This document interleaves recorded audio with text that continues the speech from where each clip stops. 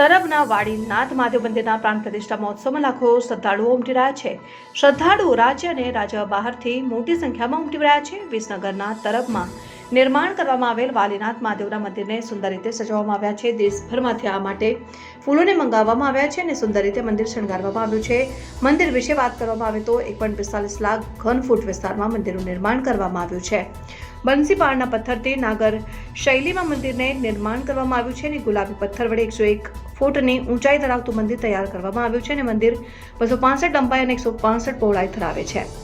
મંદિરમાં નાગર શૈલી કોતરણીમાં પણ કરવામાં આવે છે અને મંદિરનું નિર્માણ 10 વર્ષથી શરૂ કરવામાં આવ્યું છે અને ગુરુ પુષ્ય યોગમાં આ મંદિરની પ્રતિષ્ઠા વડાપ્રધાન નરેન્દ્ર મોદીની ઉપસ્થિતિમાં કરવામાં આવશે.